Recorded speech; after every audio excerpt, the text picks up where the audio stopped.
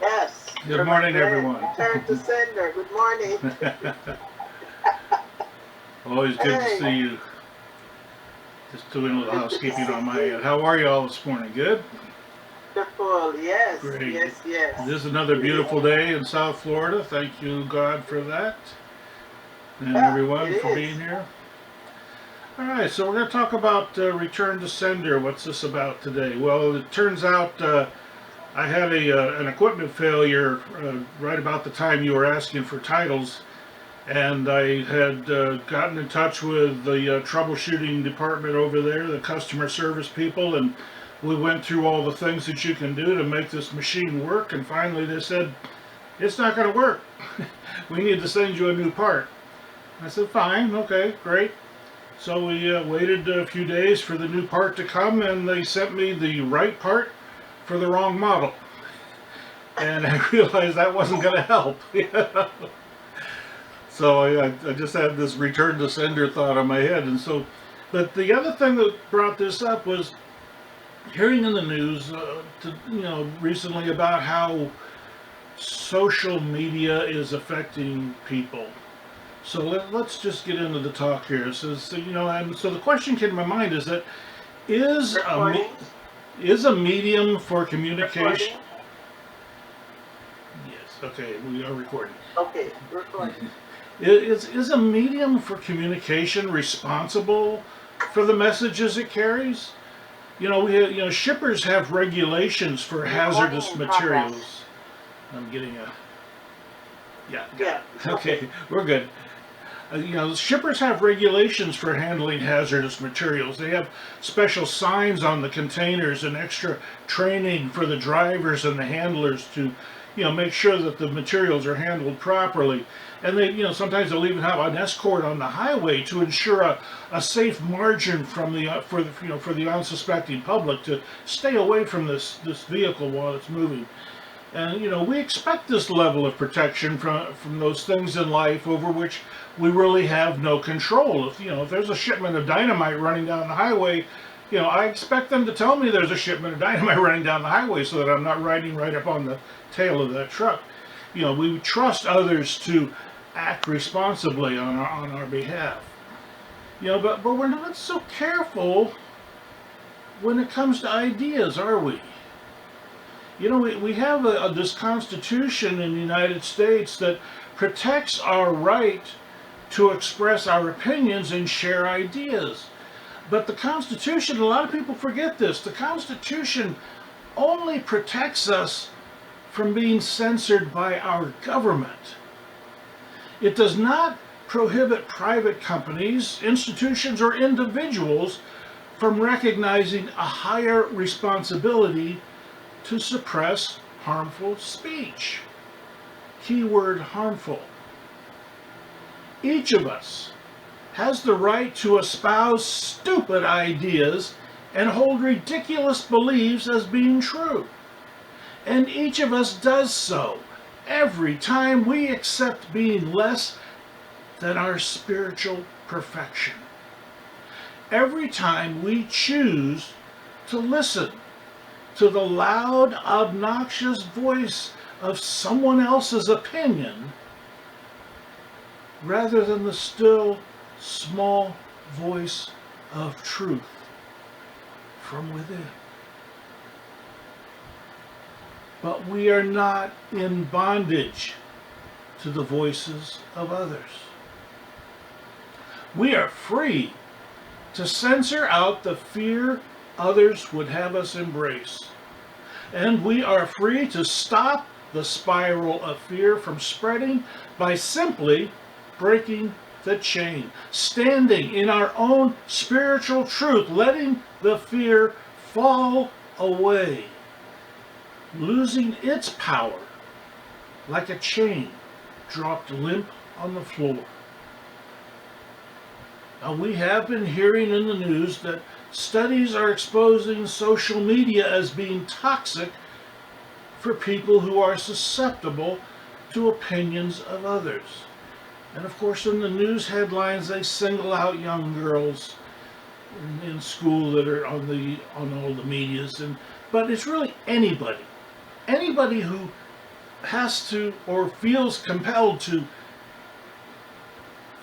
look to others for their value. It just so happens that age group and gender seem to fall into that a lot. And it's not coincidental that these same people are predisposed to seek out those opinions, and social media is the new opium, fulfilling their need while at the same time increasing their desire for it. In short, addictive and deadly. And as with all things addictive, the need to immerse ourselves in the world of opinion, to be part of the in crowd, creates the opposite effect, driving us instead farther and farther apart from others. Our only companions are the ones who share our addiction.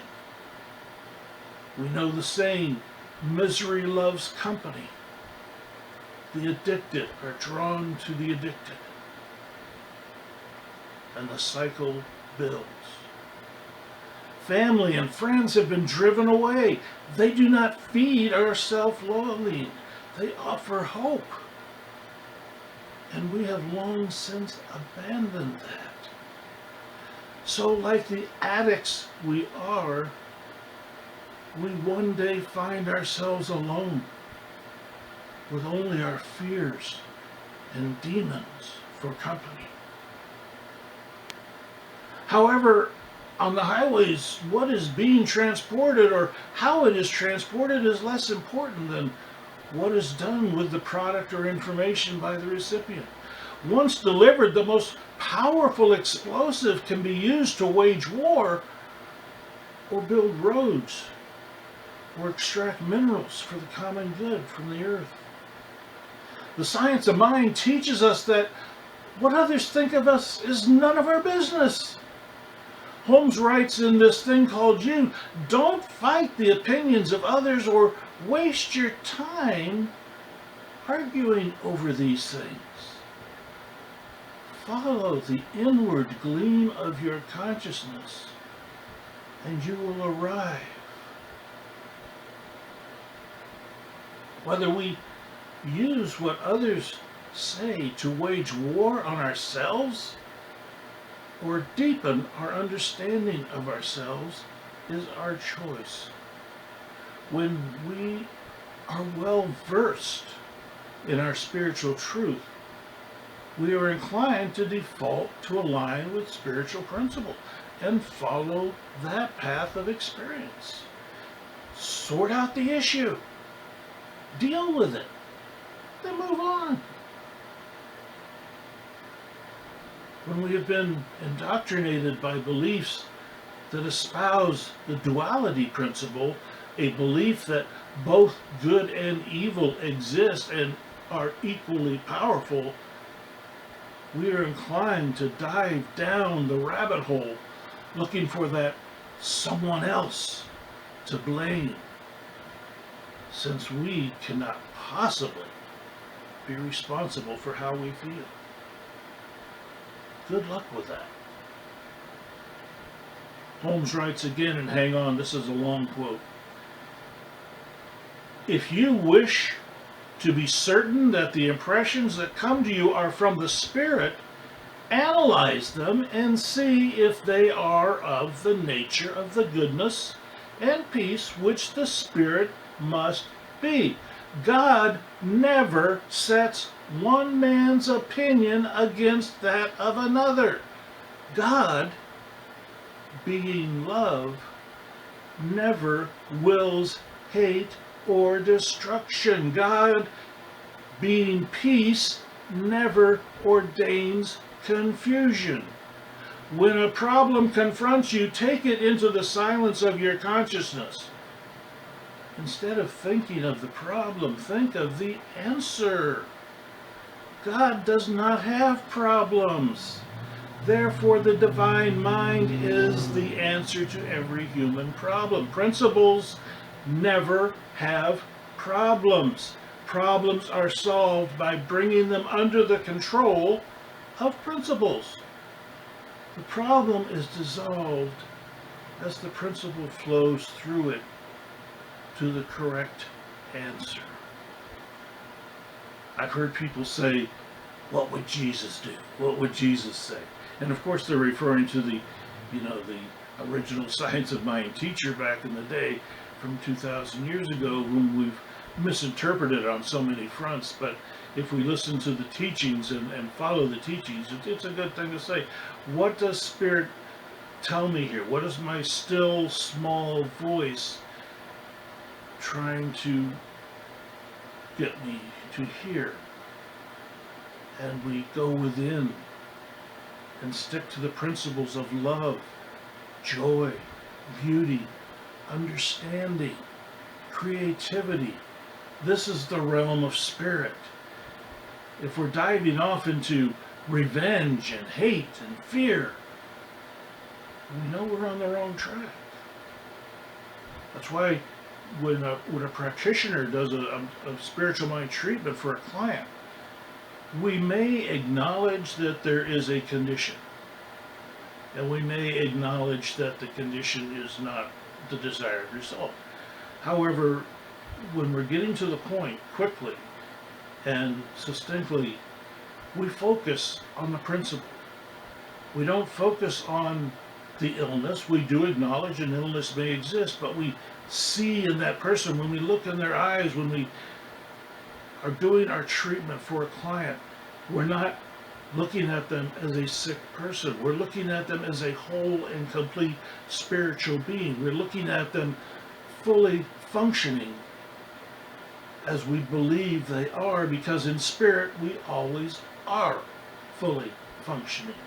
We always are fully in spirit. We always are fully in our creative mode. We are a beautiful human being just as God created us, because God don't create no junk. We know this.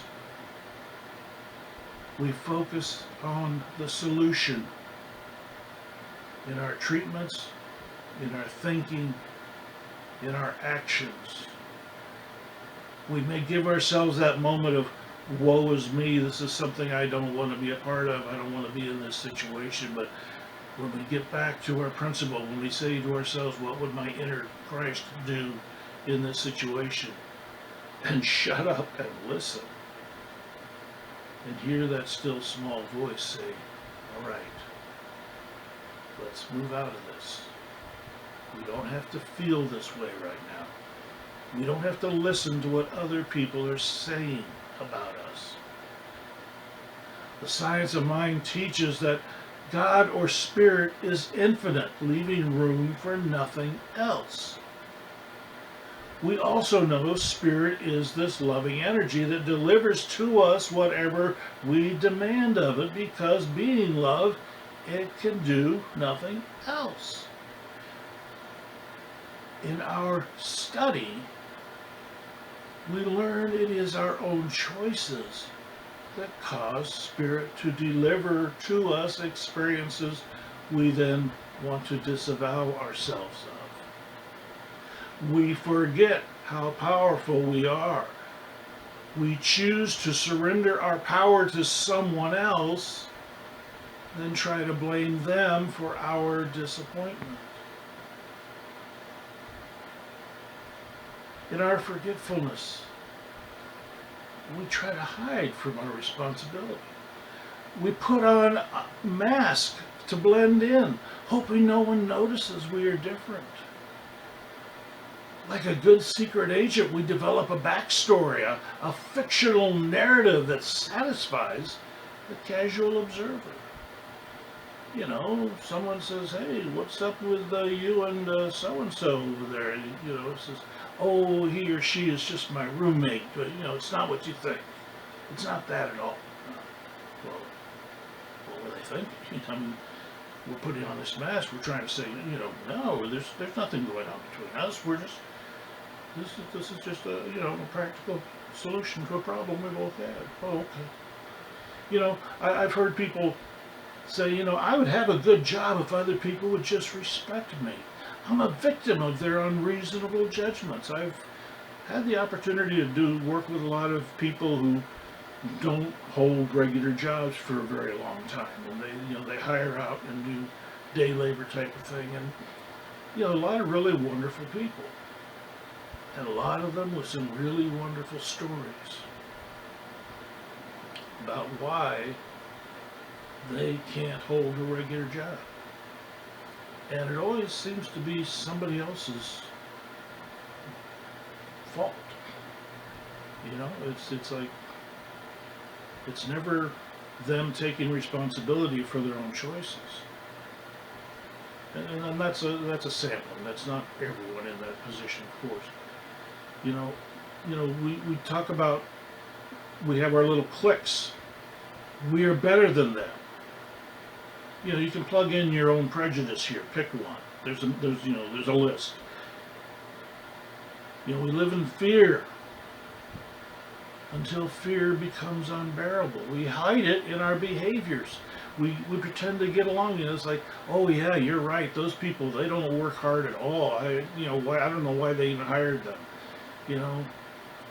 Or we mask it with drugs and alcohol. Because inside we don't feel right, because we're fighting spirit internally, and we don't want to feel that way. We destroy ourselves to satisfy others rather than embracing who we are.